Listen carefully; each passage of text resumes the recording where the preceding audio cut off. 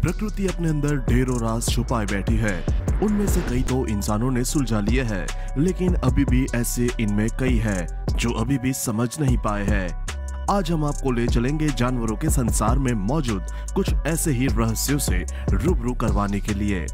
दोस्तों, वैसे तो आपने तरह तरह के जानवरों के बारे में सुना ही होगा और देखा भी होगा, पर क्या आप जानते हैं कि कुछ जानवर ऐसे होते हैं जो अपनी हरकतों के लिए जाने जाते हैं, जो कि सिर्फ जानवरों की दुनिया में पाई जाती है। आसमान में आपने अक्सर पक्षियों को विशाल झुंडों में एक लय में उड़ते हुए देखा होगा। यदि हाँ, तो क्या आप अनुमान लगा सकते हैं कि यह पक्षी ऐसे कैसे विशाल कॉन्फॉर्मेशन में इकट्ठे उड़ते हैं, और वो भी पूरे तालमेल के साथ में। झुंड में एक साथ उड़ते हुए ये पक्षी अक्सर एक ऐसी प्रक्रिया पेश करते हैं जो अत्यंत ही दुर्लभ है। इन पक्षियों के झुंड इतने बड़े होते हैं कि इनकी विशालता देखते ही बनती है। परंतु इतने सारे पक्षी जब एक साथ उड़ते हैं तो ये एक दूसरे से दूर दूर नहीं बल्कि काफी नजदीक उड़ते हैं, और इसमें से हमें एक ऐसा नजारा देखने को मिलता है जैसे मानो आकाश में कोई हमारी आंखों के सामने ही चित्रकारी या डांस कर रहा हो। इस प्रक्रिया को अंग्रेजी में मेस्मराइजेशन के नाम से जाना जाता है। सालों तक साइंटिस्ट इनकी ऐसी कन्फर्मेशन के पीछे वजह और मकसद का पता लगाने में लगे रहे। क्या आपने कभी एक लय में डांस करने की कोशिश की है? अगर हाँ, तो आप ये जानते होंगे कि ये कितना मुश्किल है। फिर ये पक्षी तो हजारों की संख्या में होते हैं, लेकिन फिर भी इतनी सटीक लय में अपने आप को कैसे मैनेज कर लेते हैं? कैसे देखने पर प्रतीत होता है कि ये हजारों पक्षी नहीं बल्कि एक विशाल आकृति है। लेकिन अब हाई पावर कैमरे और कंप्यूटर के साथ वैज्ञानिक इस घटना को समझने में सक्षम हो गए हैं। पहली बात जो साइंटिस्ट को मालूम चली वो यह कि इनकी उड़ान की पैटर्न का जीव विज्ञान की बजाय भौतिक यानी फिजिक्स से ज्यादा अधिक लेना देना है। पहली बात तो यह है कि ऐसा करने के लिए प्रेरित करने में किसी शिकारी का हाथ होता है, जैसे बाज, जिससे बचने के लिए ये ग्रुप बनाती है, क्योंकि जितनी ज्यादा संख्या उतनी सुरक्षा। ऐसा मछलियों के ग्रुप में भी आपने देखा होगा। जब शिकारी किसी एक पक्षी की तरफ आगे बढ़ता है तो उसे बचाने के लिए डायरेक्शन बदलती है और ये एक चेन बनती चली जाती है। एक पक्षी अपने नजदीक के 7 पक्षियों को प्रभावित करता है और वो 7 अपने आसपास के 7 पक्षियों को। इसलिए इनकी वैरायटी ऑफ स्पीड को डायरेक्शन की वजह से ऐसा नजारा बनता है। दूसरा कारण ऐसे ग्रुप बनाने का यह है कि जानकारी शेयर करना और खुद को गर्म रखना। प्रत्येक पक्षी अपना मार्गदर्शन खुद करता है और यह कोशिश करता है कि किसी अन्य साथी पक्षी से ना टकराए। दूसरा यह है कि प्रत्येक पक्षी अपने साथी पक्षी की औसतन गति से तालमेल बनाए रखने की कोशिश करता है। और तीसरा यह कि प्रत्येक पक्षी झुंड की संरचना को ध्यान में रखते हुए अपने अपने साथी पक्षी की औसत स्थिति का पालन करते हैं। छोटे ग्रुप में 200 और बड़े ग्रुप में करीब हजारों पक्षी हो सकते हैं। 1999 में एक ग्रुप ऐसा देखा गया जिसमें 60 लाख से ज्यादा पक्षी थे। बिच्छू। अगर आप उन लोगों में से हैं जिन्हें मेडिसिनल या फिर किसी और पर्पस से बिच्छू की तलाश रहती है, तो हम आपका काम आसान कर देते हैं। रात को निकले बिच्छू को ढूंढना बहुत आसान है। बस रात में आप एक अल्ट्रावायलेट लाइट लेकर उन्हें ढूंढना शुरू करें। यूवी लाइट में वो कुछ इस तरह से दिखाई देंगे, यानी नीले हरे रंग के चमकदार। और ऐसा क्यों होता है और इससे क्या फायदा है? ऐसे जिज्ञासा भरे सवाल मन में उठना तो लाजमी है। दरअसल ये चमक इनके एक्सोस्केलेटन यानी कि ऊपरी सख्त त्वचा पर मौजूद एक खास सब्सटेंस से पैदा होती है। इसे क्यूटिकल कहा जाता है। आपको और सरल उदाहरण देते हैं, जैसे नाखून या पैरों की उंगलियों के बेस पर डेड स्किन। वैज्ञानिकों ने बड़ा ही दिलचस्प फैक्ट नोटिस किया। एक बिच्छू अपनी खोल को जब निकाल देता है, जैसे कि सांप अपनी कैंचुली को उतारता है, उसके बाद यह तब तक नहीं चमकता है जब तक कि उसकी खाल सख्त नहीं हो जाती है। कुछ शोधकर्ताओं का मानना है कि पदार्थ जिसके कारण बिच्छू चमकता है इसके खोल के सख्त होने की प्रक्रिया ही है, और यह तब तक रहता है जब तक कि बिच्छू अपने खोल को निकाल न दे। जब आपने ये तो जान लिया कि ये चमकता कैसे है, लेकिन इसका उपयोग क्या है? वैसे तो यह आज भी रहस्य है, लेकिन कुछ थियोरीज यह कहती है कि यह बिच्छू को सूरज की रोशनी से बचाता है, जिससे यह बहुत सेंसिटिव होता है। दूसरी थियोरीज के अनुसार यह एक बिच्छू को दूसरे बिच्छू को ढूंढने में मदद करता है और शायद किसी तरह से शिकार को फंसाने में भी मदद करता है। Red king. अगर हम आपसे यह सवाल करें कि क्या आपने कभी रेड किंग का नाम सुना है, हो सकता है कि कभी गलती से किसी कार्टून में या फिर वीडियो गेम में ऐसा कुछ मिला हो। नहीं देखा? चले कोई बात नहीं, हम आपको रूबरू करवा देते हैं। रेड किंग चूहों का एक ऐसा कलेक्शन है जिसमें कई चूहों की पूंछ आपस में जुड़ी होती है और या गांठ से बंधी होती है, और ये ऐसी गांठ होती है जो आसानी से खुल नहीं सकती। ऐतिहासिक रूप से यह कथित घटना विशेष रूप से जर्मनी से जुड़ी हुई है। ऐसा कैसे होता है, तो इसको हम आपको सरल तरीके से इस तरह समझाते हैं। लंबी पूंछ वाले चूहों की प्रजातियां अक्सर सर्दियों के दौरान ग्रुप में ठंड से बचने के लिए किसी खास बंद जगह में छिप जाती है। वहां वे किसी चिपचिपे या जमे हुए पदार्थ के संपर्क में आ जाते हैं, जैसा कि गम, जमे हुए खाने, बाल या इंसान जानवर का मल मूत्र आदि। अब जब इन चूहों को पता चलता है कि उनकी पूंछ किसी तरह के पदार्थ से चिपक गई है, तो उसे छुटकारा पाने की जद्दोजहद में अपनी ही पूंछ में ऐसी गांठ बांध चुके होते हैं जो वो खोल नहीं सकते हैं।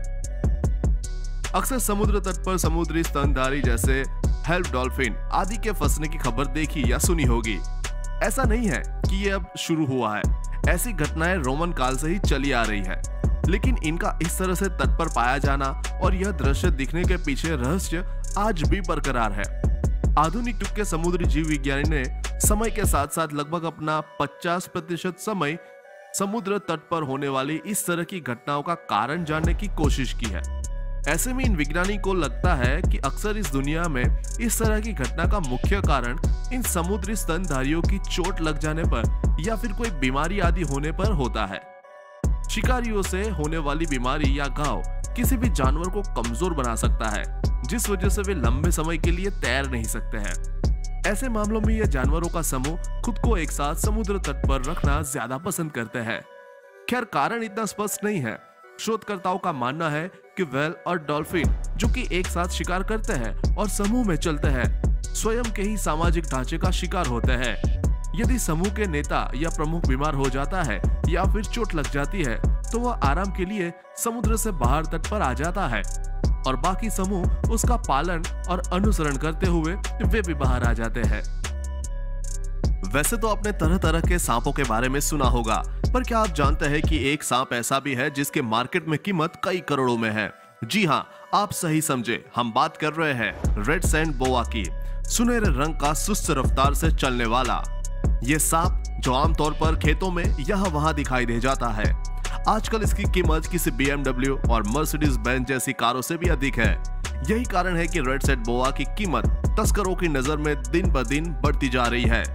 आइए जानते हैं इस दो मुँहे सांप के बारे में कुछ रोचक बातें, जिन्हें जानकर आप हैरत में पड़ जाएंगे। सैंड बोआ को लेकर अंधविश्वास है। यह सांप अपने दो मुंह के कारण प्रसिद्ध है, क्योंकि ये सांप 6 महीने में एक मुंह और दूसरे 6 महीने में दूसरे मुंह का इस्तेमाल करते हैं। वैसे ये सांप किसी किसी को कोई नुकसान नहीं पहुंचाते, लेकिन इसके हमले कम मत समझिए, क्योंकि ये जानलेवा भी हो सकता है। स्लॉथ दक्षिण व मध्य अमेरिका में पाए जाने वाला मध्यम आकार का एक शाकाहारी स्तनधारी प्राणी है। यह धीमी गति से हिलने के लिए प्रसिद्ध है। यह एक बहुत आलसी जानवर समझा जाता है। एनिमेटेड फिल्म जूटोपिया में आपने इन स्लॉथ का सुपर स्लो मोशन काम देखा ही होगा, लेकिन ये सिर्फ अपने स्लो मोशन के लिए ही नहीं, बल्कि अपने खतरनाक संडास करने वाले तरीके के लिए भी बदनाम है। वैसे स्लोथ अपना सारा जीवन या कई साल एक ही पेड़ पर रहकर बिताते हैं और वे पेड़ की पत्तियों पर ही निर्भर रहते हैं। स्लोथ का मेटाबॉलिज्म बहुत ही धीमा होता है, लेकिन एक हफ्ते में एक बार वे संडास के लिए पेड़ों से नीचे उतरते हैं, और यह करना उनके लिए एक बहुत बड़ी चुनौती है, क्योंकि नीचे आने में एक तो उनकी सारी एनर्जी खत्म हो जाती है, इसके अलावा जमीन पर इन्हें कई तरह के शिकारियों से खतरा भी होता है। लेकिन ऐसी क्या वजह है जिसके लिए इतनी एनर्जी खर्च करके और खतरा झेल कर ये जमीन पर आकर इस काम को अंजाम देते हैं? ऐसा वो वही पेड़ पर भी रहकर कर सकते हैं। साइंटिस्ट को इस बारे में सटीक जानकारी तो नहीं है, लेकिन उनके पास कुछ थ्योरीज जरूर है। वैज्ञानिकों का मानना है कि इस तरह के अजीब स्वभाव, जिसमें उन्हें अपनी जिंदगी खतरे में डालनी पड़ती है, इसका मुख्य कारण मॉथ्स है, जो स्लॉथ में फर में रहते हैं। ये पतंगे पूरी तरह से स्लॉथ पर ही निर्भर रहते हैं, खास तौर से उसके संडास पर। इसलिए जब ये स्लॉथ संडास करने बैठते हैं तो इनके शरीर में मौजूद मादा पतंगे उड़ जाती है और इनके ताजे पूप में अंडे देती है। लार्वा कुछ और नहीं खाते हैं, केवल स्लॉथ के पूप पर ही निर्भर रहते हैं और समय के साथ वे लार्वा बड़े हो जाते हैं और उड़कर वापस स्लॉथ के फर में अपना घर बना लेते हैं। दूसरी थ्योरी के अनुसार ऐसा रिप्रोडक्शन के लिए किया जाता है क्योंकि इनका पूप इनके बारे में बहुत कुछ बयां करते हैं।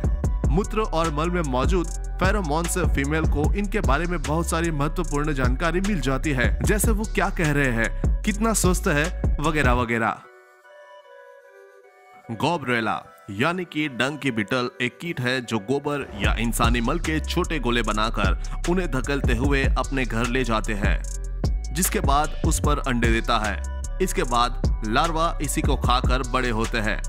धकेलने के लिए ये अपने पीछे के पैरों का इस्तेमाल करते हैं और सिर और अगले पैर सामने नीचे की तरफ रहते हैं।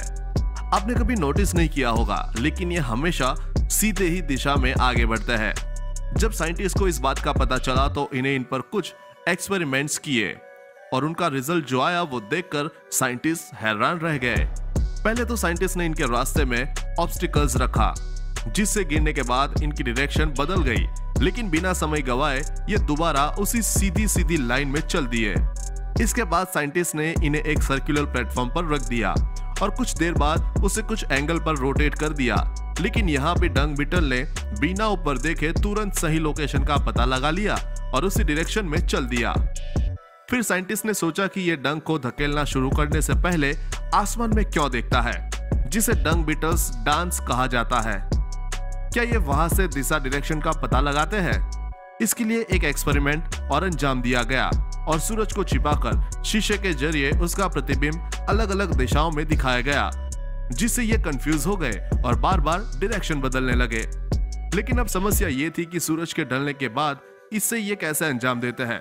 तब साइंटिस्ट को पता चला कि ये सिर्फ सूरज ही नहीं बल्कि पोलराइज्ड लाइट में मैग्नेटिक फील्ड और एनवायरनमेंट आदि सब से रीडिंग लेकर एक नेचुरल कंपास की तरह डायरेक्शन का पता लगाते हैं। है ना शानदार? आपने और हमने कभी सोचा भी नहीं होगा कि ये छोटा सा जीव कितने साइंटिफिक तरीके का इस्तेमाल करता है। आज के लिए बस इतना ही। इनमें से कौन से जानवर का प्राकृतिक स्वभाव आपको पसंद आया, हमें कमेंट बॉक्स में जरूर बताइएगा। फिर मिलते हैं एक और नए वीडियो के साथ। धन्यवाद।